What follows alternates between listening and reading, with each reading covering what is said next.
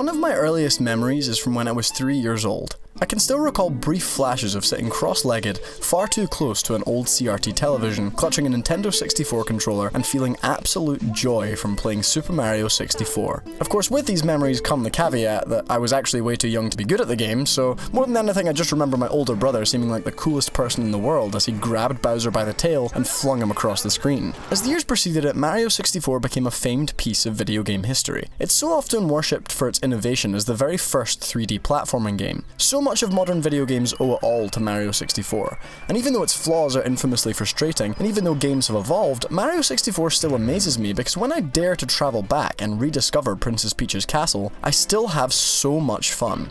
But how, I hear you ask? How on earth can this primitive game still be fun? I mean, look at it. Most players would cringe at its headache-inducing shapes and its god-awful camera. Most games on the N64 have aged horrendously and do not hold up to their nostalgia at all. And yet Mario 64 doesn't feel like it's aged a day. So how can that be? First of all, I think one reason this game is so compelling more than 20 years on is because it has one of the best challenge and reward ratios of any game in history. Mario 64's tight gameplay loop is the centerpiece of the player's enjoyment. Each level in the game has 7 stars to reward the player with, and each of these 7 bring challenges of exploration, platforming, collection, and creativity. But never does the player feel overwhelmed. I mean, at no point does the game completely bombard the player and make an environment seem totally unfair or hostile. Leave the lava land, what the f***? This is so unfair! Stop!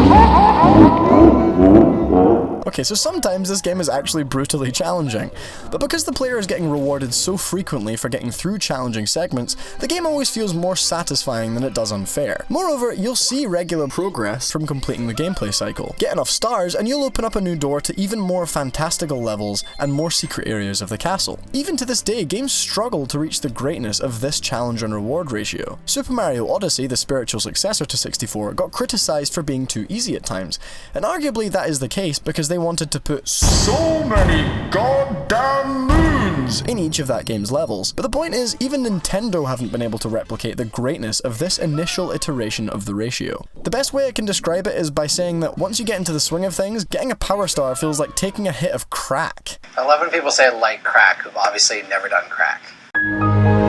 Speaking of Odyssey, we come to my second reason as to how this game can still be fun. Super Mario Odyssey players first embark on the journey with this area. Let's just compare this opening area to the one in Mario 64. Do you see a similarity? Because I do. It's just a big empty space to simply enjoy the freeing and, to be honest, perfect gameplay. It is interesting to me though that in 64 this big empty area was put in so that players could literally learn what it was like to move around in 3D, because the chances were they had probably never done it before. But in Odyssey they put this in so people could pick it up and simply enjoy it, whether that be because of nostalgia or not. Odyssey plays, feels, looks and sounds the exact same as Mario 64, just in pretty HD. I can't even begin to fathom how on earth Nintendo did this, but in their first ever 3D game, one of the first ever 3D platforming games, they created a gameplay system that was so pixel for pixel perfect, so freeing and downright fun that 20 years later, the company still used that gameplay system for one of their flagship games on a new console.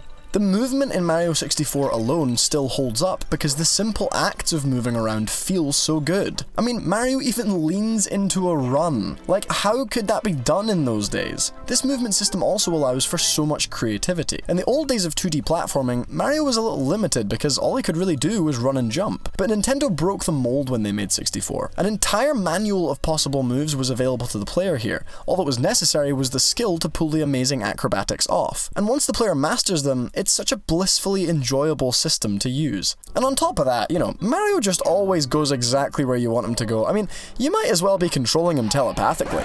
Mario? What the f*** are you doing? No, stop skidding, get up there. No! Furthermore, I want to make the point that you simply cannot put an expiry date on good level design. As I've already touched upon, each level in Mario 64 is basically 7 levels in one. It's not like they change much depending on what star you're aiming for, but there are essentially 7 different levels in each one of these paintings. If that wasn't enough to keep you excited about hopping right back into each level after you've won yourself a star, they're all so brilliantly themed. The versatility of these levels is actually breathtaking. And okay, fine, from a design standpoint, about 3 or 7 of them are pretty much the same level because they're just a mountain, but in terms of their colour and themes, they're widely varied. Bob-omb Battlefield is a lively, lush green. Lethal Lava Land is what I imagine the deepest bowels of hell look like, but with some funky and disgusting 90s patterns. Shifting Sandland is a desert because it's all just one block colour. Hazy Maze Cave is a mouldy, disgusting mess. And Bowser's levels are a fever dream, actually. Jesus. And the water levels. Oh my god, the water levels. These water levels are such a change of pace, and they make you feel like you've actually been transported to an underwater world. I mean, Mario just swims so naturally. Mario, swim! Swim, please! No, don't drown on me! No, please! Oh my god! I forgot how brutal the drowning animation is in this game.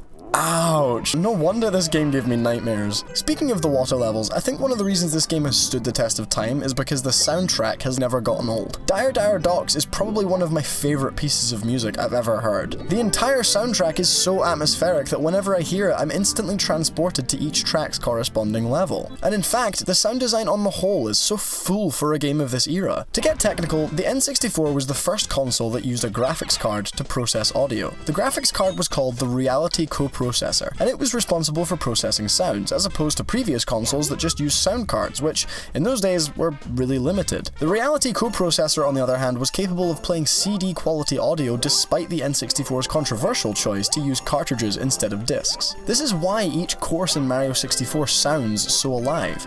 For the first time ever, each enemy could have its own soundbite, each level could have its own soundtrack, and Mario could essentially make as much noise as he wanted without ever having to shut up, which is probably why they decided to give Mario a voice for the very first time. Mario 64 may look like total trash by today's standards, but the sound design makes it feel just as alive as it ever did. In this regard, Mario 64 has aged so well because it embraced the limitations of its hardware.